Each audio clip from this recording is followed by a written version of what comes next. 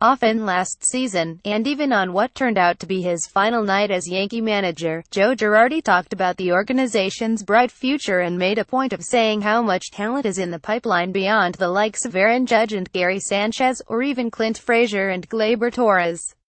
"There's more coming that people don't even know about yet," Girardi said more than once. El Sagiti Images. There was already proof of the Yankees' depth of minor league talent, as 7 of their prospects were ranked in the top 100 at midseason by multiple publications and websites, but on Friday Baseball America revealed an equally significant statistic. That is, in 2017 the Yankees had the best overall win-loss record in the minors of any organization, and it wasn't particularly close. In fact, the record posted by their 8 minor league affiliates of 491,325.602 represented the highest winning percentage for any organization in at least 10 years, according to Baseball America. 7 of the 8 teams qualified for the playoffs and 4 advanced to the league finals. Andrew Savulich, New York Daily News. By contrast, the Mets' overall record in the minors last season was 344,411, a .456 winning percentage that tied them for 26th among all organizations. Only one of their teams made their league playoffs. And while you can make the case that individual player development is more important than winning in the minors, the Yankees believe in the philosophy that it's important to instill a winning culture before players reach the big leagues. GM Brian Cashman, who held organizational meetings in New York this week, in addition to being involved in a search for a new manager, didn't return a call on Friday in regard to that philosophy. But another Yankee official, who wasn't comfortable speaking publicly for the GM, said it's a reflection of both the talent in the system and the teaching. "That culture is drummed into our young players early and often," the person said. "You want players to learn how to win." All of this speaks to the farm system turnaround in recent years, which coincided largely with Hal Steinbrenner making changes in who is overseeing player development.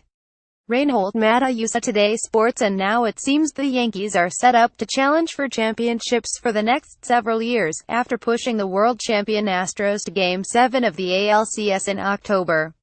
Like the Astros, the Yankees have a nucleus of young, homegrown players, though it's worth pointing out they didn't tank for several years, as the Astros did, to put that nucleus in place. Starting in 2012, in fact, the Astros picked first in the amateur draft 3 straight years, the result of having the worst record in the majors, and then second in 2015. So, while the GM Jeff Luhnow and the Astros are being celebrated for winning the first ever championship for the franchise, let's not forget they tanked so completely that they were practically non-competitive for a few years.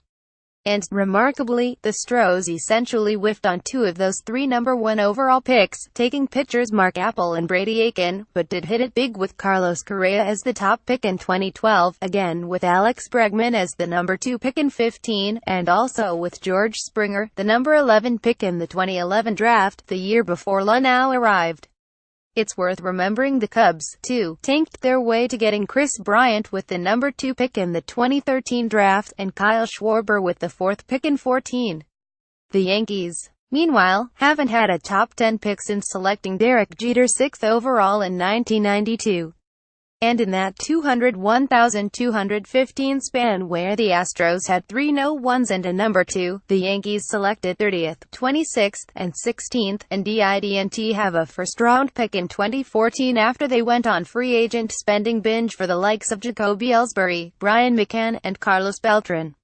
Only one first-rounder, number 32 pick Judge in 2013, from those years has had an impact, but the Yankees have drafted well overall in recent years, getting Greg Bird in the 5th round, as one example. Of course, their financial might did help them on the international market, in particular signing Sanchez out of the Dominican Republic for $3 million, and fellow Dominican Luis Severino for $225,000. And Cashman's sell-mode trades of Andrew Miller and Aroldis Chapman, as well as the deal for McCann to the Astros, have added depth and quality. Besides Frazier and Torres, those trades brought pitchers Justus Sheffield and Albert Abreu, both of whom are earning raves in the Arizona Fall League. Yep, there's more talent coming. If all the winning in the minors this season is any indication, there's a lot more. tipping point was Yu Darvish tipping his pitches in Game 7. That became a major topic after the Astros knocked out Darvish early for the second time in the World Series, and Beltran, known as one of the best at spotting such tells, was at the heart of the discussion led by Alex Rodriguez on the late-night Fox post-game show. A-Rod, who played with Beltran in the Bronx, had interviewed Jose Altuve, Bregman, and Correa on the off day before Game 7, and after the series he said they had told him that Beltran had been calling pitches for them throughout the postseason. "I would not be surprised if they knew every pitch that Darvish threw, because of Carlos Beltran," A-Rod said. Then Beltran joined the Fox crew on their set, and when A-Rod asked him if he saw something in Darvish's delivery, the reaction was priceless. He hemmed and hawed, smiling sheepishly but not wanting to embarrass ex-teammate Darvish, to the point where A-Rod said he was changing the subject out of respect for Beltran.